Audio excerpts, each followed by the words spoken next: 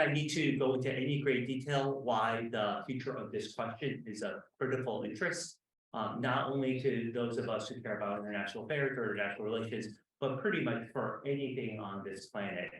The nature of how this competition unfolds is going to be absolutely critical.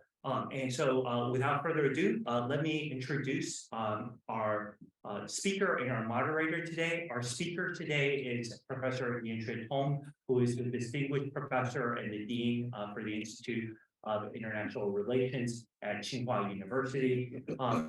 He is also the vice chair of the China Association of International Relations and the China Association of American Studies, among the various other roles that he holds.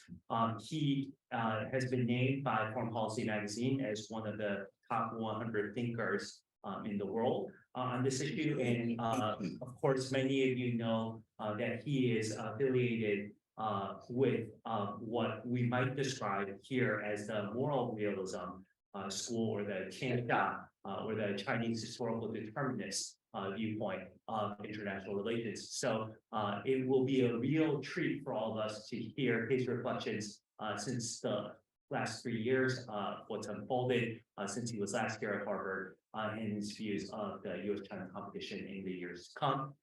We're honored and privileged also to be joined as the moderator for today's discussion and the discussant, Professor Stephen Walt. Professor Walt, as I think also need to know the introduction in this room, but I will just quickly do so. He is the Belfer Professor of International Affairs at the Harvard Kennedy School, where he is also the faculty chair of the Belfer Center's International Security Program. And as many of you know, he is one of the leading thinkers affiliated with the Realism School of International Affairs and one of the top thinkers thinking about U.S.-protected international relations. So I think it's not an exaggeration to say we have two of the world's most preeminent thinkers on international affairs to talk about the most important topic in international affairs. And so without further ado, let's extend a warm round of applause to Professor Yan and to Professor Walt.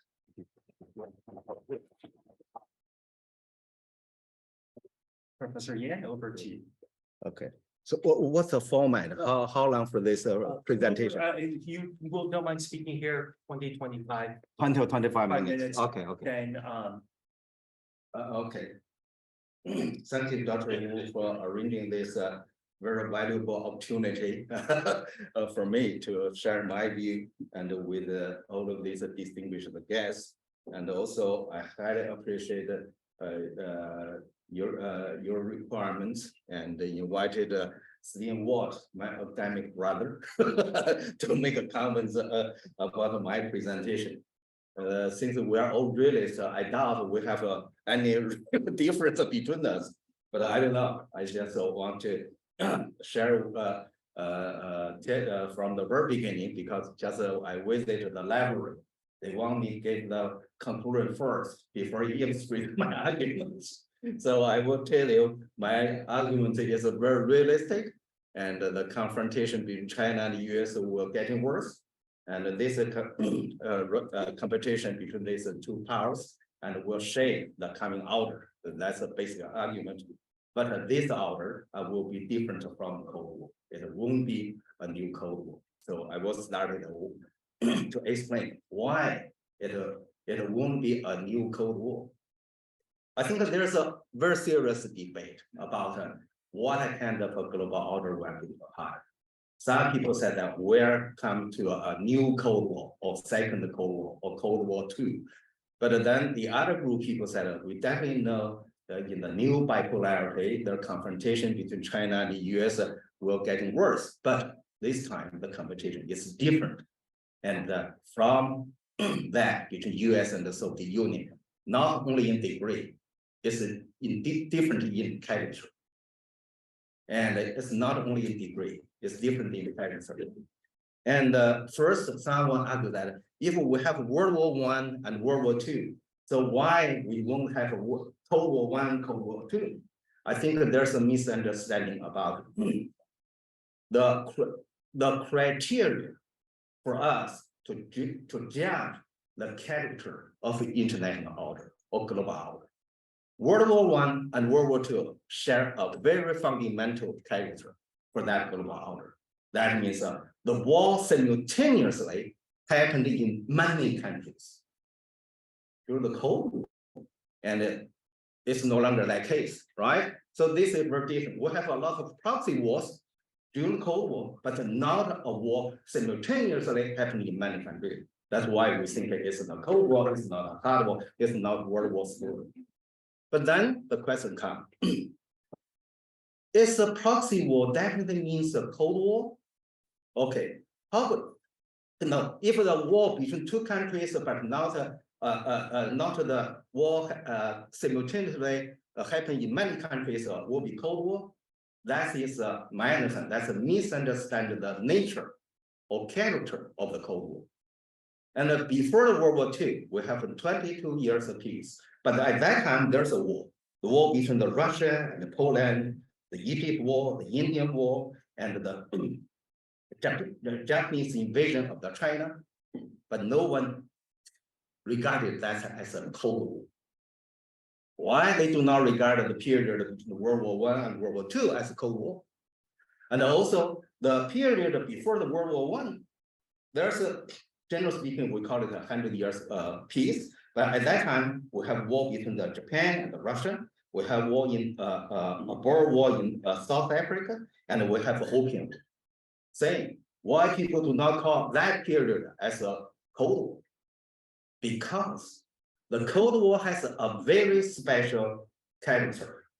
The competition between two superpowers driven by ideological expansion rather than for other purpose. The purpose of the two superpowers try to expand their political system or the social model and the ideology to other countries that they compete for see who have more followers with the same political system inconsistent with themselves. So capitalism and communism. So this is the core, it's a content of this, the nature of the Cold War. And so the form of this competition represented by what? By proxy war. No direct war between nuclear powers. So now we can come to discuss about the situation today and the possible scenario in the next 10 years. We will have this competition between China and the US driven by ideology or something else. My understanding, neither China nor US have the intention to expand their ideology or political model. For the American side, very recently, Campbell said that US should give up this idea to change China. You can never change a country like China with the 1,000 years of history, especially with the Confucianism. Chinese may wear jeans, eat out of McDonald's, but they won't have an American ideology. You cannot change them. And meanwhile, and for American government, even for Biden administration, they just concerned how to protect the so-called democracy or liberalism where in democracies, not expand them to the others. The reason is very clear. The Western democracy are not challenged by socialism or communism or anything else, but populism. Populism is gaining momentum, not only in the Western countries, but also in non-Western countries. It becomes a kind of a global ideology. And populism strongly challenges the dominating influence of liberalism. So Western democracy is undermined not by socialism or communism, but by populism. In this country, people and that typical period, and possible that period will come back again. And so now we understand that China certainly, on the one hand, Chinese government has already said that we are not unhappy with the current existing order And we think we should make the outer less dominated by the US and make the outer more fair. But meanwhile, Chinese government said, I have no intention to impose my model, my approach, my political system onto other countries. So first is they said, well, we have no will. Second, object, I don't think China has that resources and the capability to make Chinese model and so influential in the world. Because we clearly define the Chinese model like what? The model with the Chinese characteristics. Can we make any country's development or their political system with a Chinese characteristic? It's impossible. You make for China, we understand we cannot, if the people do not speak Chinese, the people do not have to live grown up with the Chinese culture. How can you make their country's political system with the Chinese characteristic? That's impossible. This is a cultural characteristic. Second, and China also define that all of our success based on what? Based on the rule of the Chinese Communist Party. Can we establish the Chinese Communist parties in foreign countries? That's impossible. You can make some country have a communist party, but you cannot make that country's communist party become the Chinese Communist Party. Without the base, how can you make the Chinese model with the Chinese characteristic to prevail in all of the other countries? That's impossible. So from my understanding, now the competition between China and the US is not driven by ideological expansion. Neither side want to do it. Why? Why neither the US and the China means these rational policymakers, not these some politicians, and they first the executive branch in this country and headed by a Biden administration clearly announced that US do not want to go to war, to have a new Cold War. At least the White House said that they don't want to have a Cold War. Chinese government also clearly stated, we don't want to have a Cold War. Certainly, maybe some congressman said, hey, why not? And since the US win the Cold War, and we have a superiority to win that kind of a competition, a rivalry, why we make another Cold War then?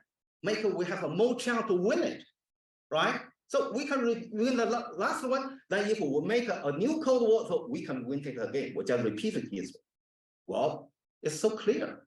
For China, understand that if we are going to fall into a new Cold War, we have a less chance to win. Why we want to have to go to a new Cold War and which we have less chance to win? And so here it comes clear, and China's. So firstly, is that is an interest concern. Second, both China and the US must concern. Hey, the age has already different. It's not the traditional environment. In the last 1,000 years, all major powers compete in where? In the natural space, including the Star War in late 1980s. The Star War also in the natural space. This space is created by what? By nature. If you have religion, you may believe created by God, not by human being. Then today, human beings create a new space for major powers to compete against each other. It's cyberspace.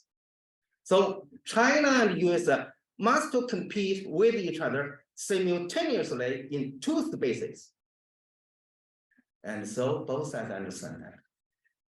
Any side adopt the traditional strategy used by the US and Soviet Union during the Cold War cannot win this competition because these strategies, no matter the successful one or failure one, and not suitable for today for competition in two spaces. And the war in the Ukraine clearly illustrates this argument. So the Union have a superiority, military superiority in natural space. But in cyberspace, there are disadvantages to nations. NATO has a superiority in the cyberspace. That's why, and the Soviet Russia's military superiority in cyberspace cannot achieve the goal they design. Okay, both China and the US understand that we're competing in the digital age, and obtaining the superiority in the cyberspace is more crucial than the cyberspace. So Biden administration adopted a very and important and strategy, very different from the American government did during the Cold War. Small yard, high fence. What means small yard, high fence? It means users united with those countries with a high digital technology.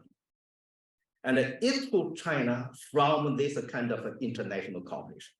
As long as China cannot continue the international cooperation with high digital technology countries, and the US will have more chance to keep the power gap between China and the US, possibly can enlarge the gap. So that's why the Biden administration clearly said that now these are our strategy, is no doubt. And then for China, it's also very clear. And Chinese government also know the main area for competition is the cyberspace, not the natural space, not the natural resources, not the territory, not the land and sea, but then the digital technology in cyberspace. Then what? China adopted the strategy, so-called dual circulation strategy. Internal circulation and external circulation, but based on the internal circulation is a core. What do you mean internal circulation? That since the American adopted the high fence, small yard high fence strategy, and we have a less opportunity to cooperate with these high-tech countries, that will have to rely on all self-independent digital research. But meanwhile, they find, hey, digital technology is different from the previous technology we know. And it requires international cooperation. So very recently, I think last month, the Politburo meeting and clearly stated, we have to open national technology research plan to the international community. We understand that without international cooperation in technology research, we have no chance to continue narrow the power gap within the United States. So you see, nowadays when people both sides understand that the competition is in the cyberspace, the core of the competition is a digital technology superiority, then the ideological confrontation is just instrumental, used for that purpose. The ideology is no longer the goal. It's not the purpose for the strategy. It's used for serving to achieve the goal. That means technology superiority and for winning this competition. So I think I have 5 minutes, right? And the last 5 minutes, I want to talk something quite theoretical. And the current situation, I mean the existing order and the coming order, it's not the Cold War because it's a basic feature. It's not a geopolitical competition. It's a cyber political competition. And that is represented by what? By counter-globalization. Globalization started from the end of the Cold War. Globalization represented the order for the last 30 years, post the Cold War period. And that's the major feature of that global order. And now global order is replaced by the counter-globalization. And the counter-globalization becomes the main feature of the existing order. That's my view. I don't know whether how many people agree with me, but I think it will continue as a main feature of the global order in next decade. Where do the counter-globalization come from? It is stepped from the globalization. Globalization makes the social polarization worse and worse. We're so proud, including China and the US. We're proud of that G20 owns more than 85% of the GDP of the world. Wait a minute, G20 only represents 40 countries. Probably the other 150 countries, they only share that slice a piece of a pie, 15% of the global GDP. At the international level, the polarization becomes worse and worse. Domestically, I think both American and Chinese, you can see the social polarization becomes so horrible. The rich people, this country has the most rich people in the world, that's true. And just because we have the most richest people in the world, then what? The social polarization becomes the worst, the worstest in the world. The more you benefit from globalization, the social polarization becomes worse. And so this kind of a polarization definitely makes the people in the class, including middle class, unhappy with the government.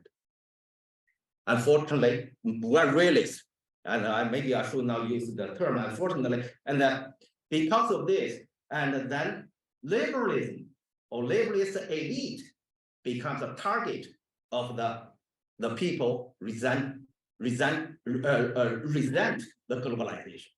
They think of all these things, polarization, because of the idea of liberalism. They gave the big international corporation more chance to accumulate the wealth, and one company owns the wealth, and could be more than 10 or 20 countries. And we have a thorny horse, right? This 独角兽, thorny horse, and a few young people, and just a few, they can accumulate wealth over $1 billion within 3 or 5 years. So how about the ordinary people? They say, it's true, globalization improves the ordinary people's life, but my wealth only improve from 1,000 mans to 3,000 mans. Look at these rich people. They're from the a billion from a million to a billion. So the relative gap enlarged so fast, and there's a very typical Chinese view. And for Confucianism, we said that a human being has a nature. They never hate, they never dislike poverty, but they really dislike inequality. That means if I'm poor, it's okay, but as long as you're as poor as me, if you're richer than me, I cannot accept it. No matter how rich I am, I cannot accept you are richer than me.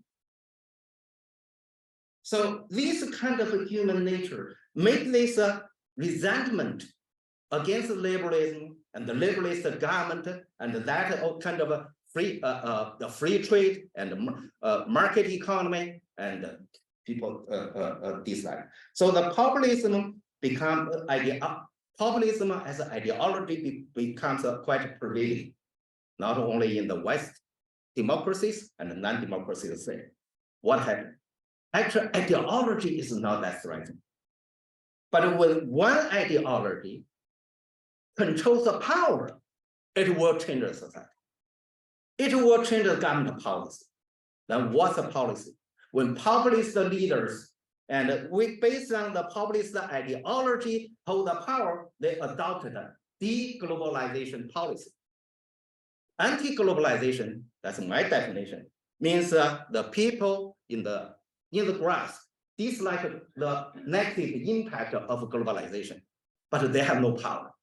They cannot stop globalization. So you see the anti-globalization occupy the Washington Street and happen, then what? They cannot stop the globalization. But when the government started using their sovereignty, their political power to adopt a deglobalization policy, they can stop globalization. They can make a counter globalization becomes a main trend. So today you find that the populism is already gaining power in many countries. And that as long as if I use 1 minute, I think my time is running out. And there's a typical case. That's my view. The populist ideology is economic security. The term economic security adopted by every major powers, national documents. All of us. Wait a minute. Can any of you give me a definition? What is economic security? What is the scope of economic security? What's the border of economic security? What's the limit of economic security? No one knows. But the concept of economic security legitimized all kinds of deglobalization policy for the sake of economic security. So we should shorten supply chains, or we should totally reduce supply chains, and we should have our own domestic supply chains for the sake of economic security. So if the concept of economic security legitimize the policy, any policy, stop international economic cooperation. For instance, you can argue that, hey, wait a minute, there's a McDonald's in my city. So you make the local restaurants lost their customer. That's an economic security issue, right? That's McDonald's is an American company. In any country, we regard it as an American company. They make the money for America, and then they say, hey, wait a minute, McDonald's take away our customers. That's an economic security issue. So because the term economic security is so weak, no one knows what it is. So it legitimizes any policy which rejected the international cooperation. Finally, I would say, where do this economic security concept come from? Xenophobias. And populism in every country, they attribute all failure, all decision to what? To foreign actors, to foreign factors, to foreign elements. Anything foreign can pose a threat to this country. Foreign immigrants, foreign technology, foreign company, and a foreign investment, everything can be regarded as a kind of threat to the country's to a country's economic security. So finally, I would say now we really should be seriously considering how can reconsidering about these issues of global orders from the realist perspective means how to defend our national interests. And if you want to have absolute security, you want no car accident, the only way is stop producing car and plane. If you want to avoid air crash, don't produce airplanes and no air flight service, then you have absolute security. So realists never run for absolute security. It's only run for relative security. So finally, I would say, and because this time China and US compete in the digital age, and mainly the competition in the cyberspace determines the fight, the victory or loser. And so both China and the US will adopt different strategies from the Soviet Union and the US during the Cold War period. So that's why we won't have the second Cold War. Thank you.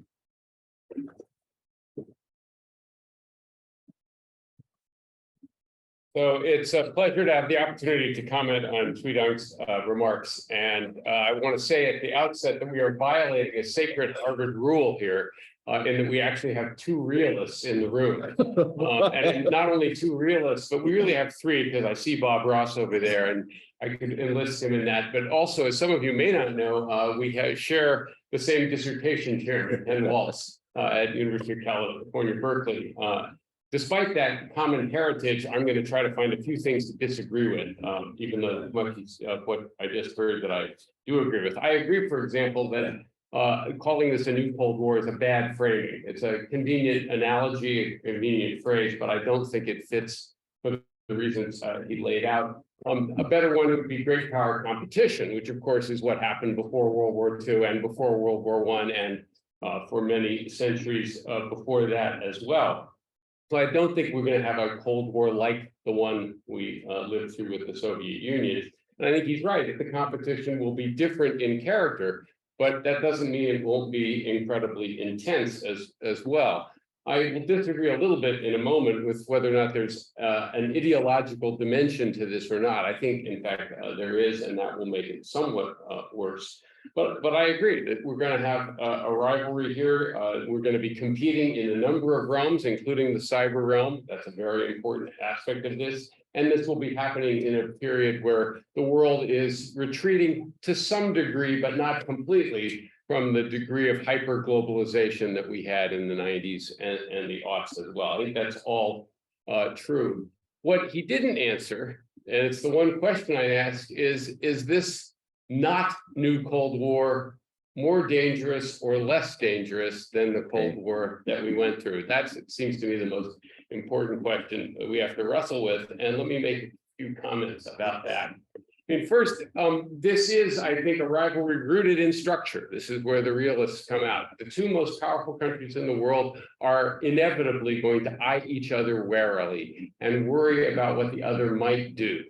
That doesn't necessarily make war inevitable, but it means that the competition between them is going to be a serious competition. This will not be like two friends who like to go out and play tennis once a week, and they play really intensely, and then they get together and have a beer afterwards. It's not going to be that kind of competition. It's going to be a very serious, very intense one where neither side wants to lose, where both sides would prefer to be the stronger, would prefer to have more friends, more allies, superiority in technology, superiority in military capacity, etc. Both sides would prefer to be number one. Right. And as I sometimes tell my students, no American president ever runs for office saying, my goal is to make America number two. Right. And I think that's now increasingly true in the Chinese Communist Party as well, in its own way. Second, and here's a slight disagreement, there are competing worldviews here. It's not the same as, say, Marxism, Leninism as an export commodity as it was during the Cold War, but the United States is defending not just a rules-based order, but a liberal rules-based order, which we would like to have as a global order. Right? China also has notions about what the world order should be, but it's not a liberal world order. It's in some respects a much more Westphalian world order, hard shell sovereignty. Each country gets to decide, for example, what the definition of human rights is, as opposed to a more universalist conception, which I think is true in the United States. And this ideological dimension is, of course, very obvious in the case of American foreign policy, where the Biden administration likes to frame it as democracy versus autocracy. That is an ideological distinction. And we just held our second democracy summit, suggesting that this is not absent in the way in which they're approaching foreign policy as well. So there's going to be a rivalry. It's going to be a significant one. It won't just be a friendly competition. Now, that said, overt violent conflict, a real clash of arms, is not inevitable. That might be one similarity, we hope, with the former Cold War.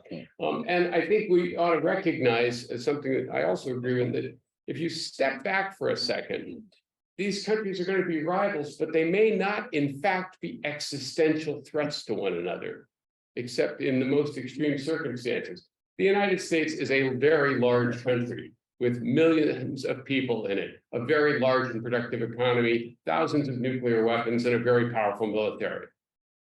China is a large country with a growing economy, 1 billion people, and they're separated by this vast ocean.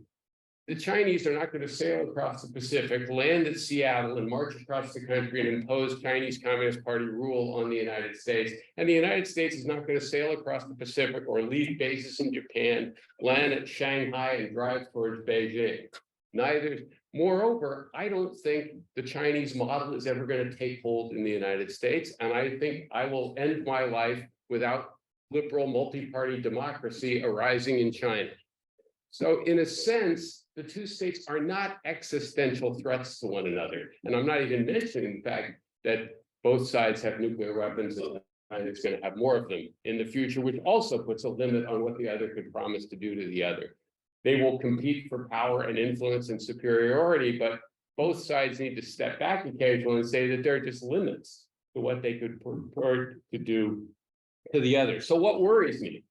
So what worries me are situations where, first of all, one side or the other is optimistic in the short term, but starts to be pessimistic in the long term, who believes that they have opportunities to make real gains now, but if they wait, they might lose those opportunities. Classic preventive war type thinking. That worries me. I worry about the actions of third parties in different parts of the world as well. I worry especially today about the gradual severing of communication between the two societies, where each side increasingly is trapped in its own bubble, where it tells itself a story about its role in the world and what it's doing, but it never listens or talks to the other side, or at least not as extensively as we once did. And in those circumstances, and this can happen in both countries, you essentially get nationalist outbidding, where politicians and intellectuals start to compete for who can be more anti-American or who can be more anti-Chinese. I think one can see those dynamics already happening in both places. And then finally, what really worries me is that I don't see a serious effort underway at present to develop ways to manage this particular relationship as well, with either the United States putting some real meat on the bones of saying that they want to cooperate where possible, compete where necessary. I don't see that being manifested in policy initiatives, but I also don't see anything coming out of Beijing in the same direction as well. As some of you know, my colleague Danny Roderick and I wrote a paper last year trying to lay out a framework, a very general framework for how the two states might begin to try and build that kind of cooperative framework by identifying actions each would agree not to undertake towards the other. For example, not trying to overthrow each other's governments, not engaging in beggar thy neighbor trade policies, etc. There would be a second category where each side would agree to adjust its behavior in exchange for concessions by the other. So trade negotiations are a classic illustration of that. Arms control would be another example where we are willing to make concessions to you if you're willing to make certain concessions to us. And there may be some areas where we can proceed on that basis. And then finally, recognizing that there are going to be areas where each side is going to act independently.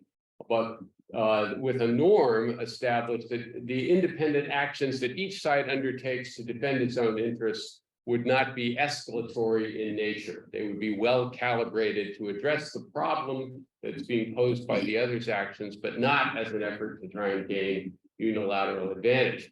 And what we think is the beauty of this framework is you don't have to decide in advance what issues go in which box. We first establish the framework and then begin saying which issues you might want to put in each box as well. Now, I'm not saying that would necessarily answer the problem, but that would at least be an approach that the United States and China could begin to adopt to try and move towards a more constructive set of arrangements to manage what is ultimately going to be a deeply competitive relationship. Let me stop there and just reiterate my question. If it's not a new Cold War, is it better or worse? Okay, very good question. I think I want to make a three response to the comments. May I borrow a piece of paper? And okay, and first, I think this is a very good question.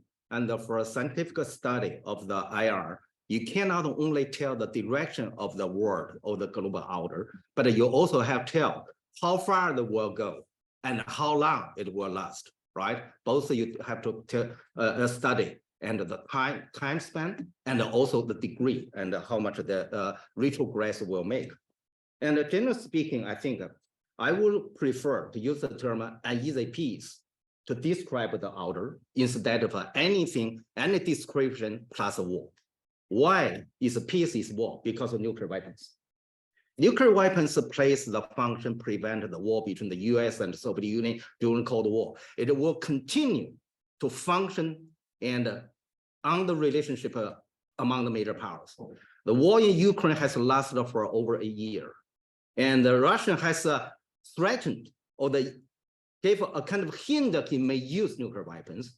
But now all of the people understand that, and Russia will not use it until there's something happened domestically rather than on the battleground. So what I mean, it means that I think we'd better use peace to describe the current order and instead of war.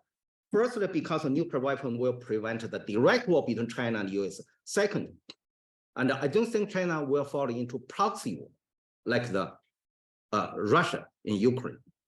And the reason is very simple, and no one in China see, and any proxy war can help China to improve our digital technology invention. No, anyone make the argument proxy war will help China to obtain the technology superiority over the United States. It won't have that kind of function. So for China, still concerned that all of our achievements made in the last 40 years is based on we do not involve the war after the war in 1979, the Vietnam War. And so peace is more favorable for China to narrow the gap with the US rather than to the United States, at least at American side. A lot of congressmen still concerned the war is the most effective instrument for US to win the competition rather than to peace. Then that's why I use the term uneasy. You say, how far it go? I say that there's no direct war between China and US, and there's very slight chance to see a proxy war between China and US. But the uneasy parts will become worse and worse. So I highly agree with Steve's worriness about the three worrying. The tension, the competition between China and the US will be intensified, cannot be released. So if I want to make an analogy to illustrate my prediction about this, the nature of the global order or the competition between China and US, I will say the competition between China and the US will be a football. There's a lot of violations, but not a boxing match. They do not knock each other down, to not change the other's regime, to not change that country. And it's not a boxing match, it's a football game. So there's a violation inevitably, and a lot of clashes may happen. And the second question is order. I think first I want to make a distinction between the global order and the type of global order. I think both China and the US share this view. We want to maintain the global order. Order means it's major powers to settle down their disputes and through peaceful, diplomatic, at least any methods, but not war. They settle down their conflicts and through any methods, maybe very unpleasant, very brutal, but not war. And that is order. But then there are differences between what type of order, like Professor Ward said that China prefer a type of order. It's not what American like. But I'm not so sure American want to resume the labor order. I will say maybe Biden administration. I doubt the congressman like that. I doubt the American congressman want to resume that labor order. They may not. They want to have a Cold War instead of the labor order. And so that's the difference. And what type of order we want to have? That means rhetorically, China said, we do not like the term of the order based on rules. It's based on your rules. I do not like the order based on your rules. I want to have an order based on the common rules, the rules shared by everyone. So I think is that. So then this is debatable. And some people said, hey, we need an order. I think this doesn't make sense. And university is a kind of an order. Prison is a kind of an order. Market is a kind of an order. Then it doesn't mean that you have the strict order is good order. Prison's order is the most stable. No one like it. And the university is a kind of order and with a much more freedom. People like this kind of order. So I think this is really debatable between China and the US and what type of order should be or desirable for the world. That's it. The third question is about the nationalism. I totally agree with Steve's argument.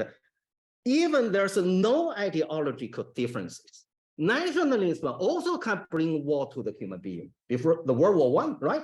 The same ideology, or imperialism, they fight against each other. So nationalism itself bring the major power into war, not because the difference between their ideology, because of the same ideology, right? So here I would argue the radical nationalism is really already becomes a very obvious on the internet. And the internet and the netizens are very, very radical, and they do play a very, very negative role on the bilateral relationship, on the competition between China and the US.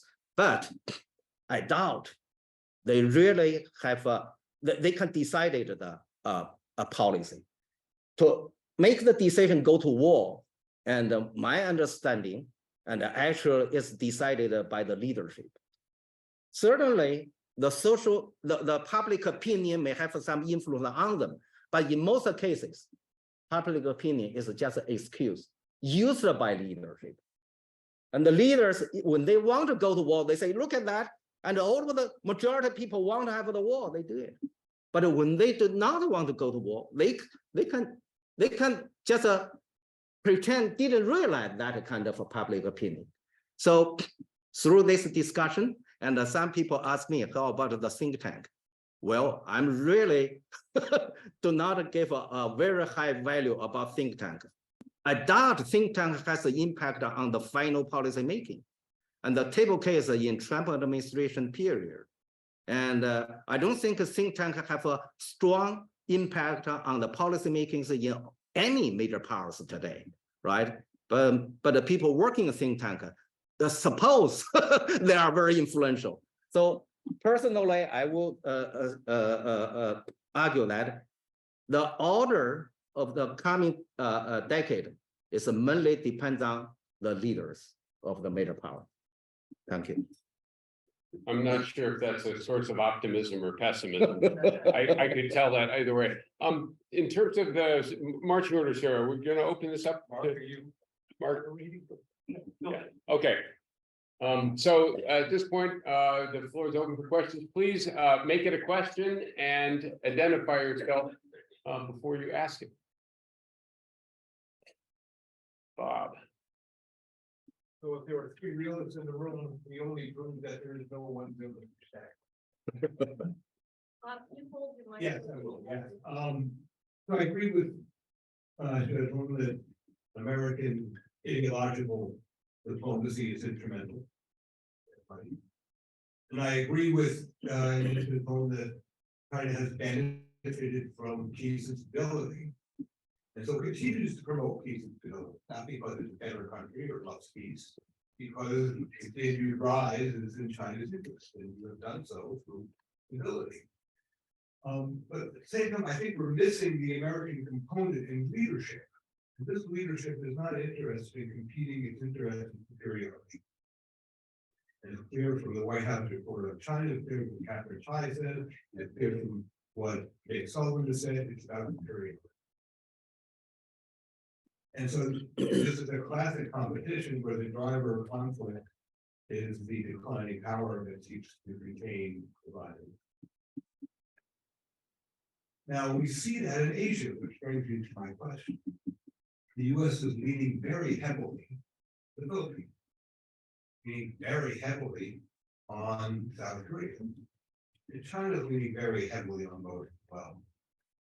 So America believes the alignment to these countries and our presence in these countries are vital for American security. It's so much different than what you said, where it's no longer geopolitics, it's more cyber. So it seems to me that cyber is the underlying strength that contributes to military capability and enable the United States to preserve a balance of power in each state.